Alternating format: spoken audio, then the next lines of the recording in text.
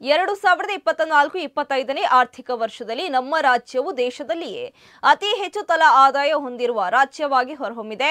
ರಾಜ್ಯ ಸರ್ಕಾರವು ಆರ್ಥಿಕ ಬೆಳವಣಿಗೆಯನ್ನು ಉತ್ತೇಜಿಸುವ ದೃಷ್ಟಿಯಿಂದ ವಿತ್ತೀಯ ನಿರ್ವಹಣೆಯಲ್ಲಿ ತನ್ನ ಕಾರ್ಯಕ್ಷಮತೆಯನ್ನು ತೋರಿಸಿದೆ ಎಂದು ಮಹಿಳಾ ಮತ್ತು ಮಕ್ಕಳ ಅಭಿವೃದ್ಧಿ ಇಲಾಖೆ ಸಚಿವರು ಹಾಗೂ ಉಡುಪಿ ಜಿಲ್ಲಾ ಉಸ್ತುವಾರಿ ಸಚಿವರಾದ ಲಕ್ಷ್ಮೀ ಹೆಬ್ಬಾಳ್ಕರ್ ಹೇಳಿದರು.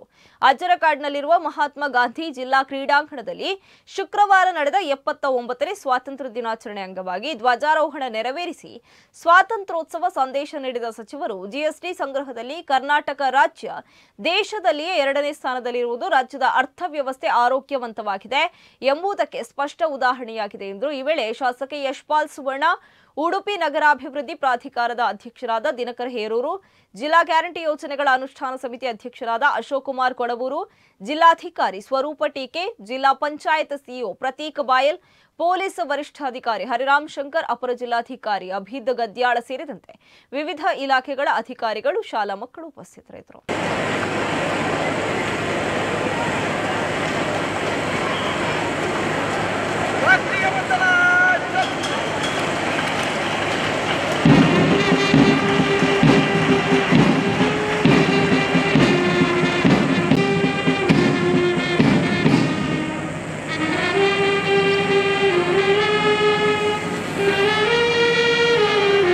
फोटोग्राफर बन साइड रे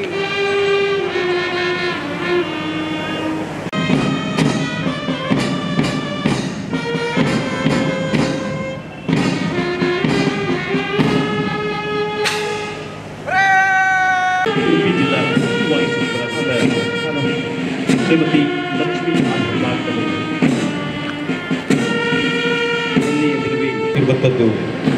ಇದು ದೇಶಕ್ಕೆ ವಿಶಿಷ್ಟ ಭೌಗೋಳಿಕ ಅಸ್ತಿತ್ವವನ್ನು ನೀಡುತ್ತದೆ. ಉತ್ತರದಲ್ಲಿ ಹಿಮಾಲಯದಿಂದ ಸುತ್ತುವರಿದಿರುವ ಇದು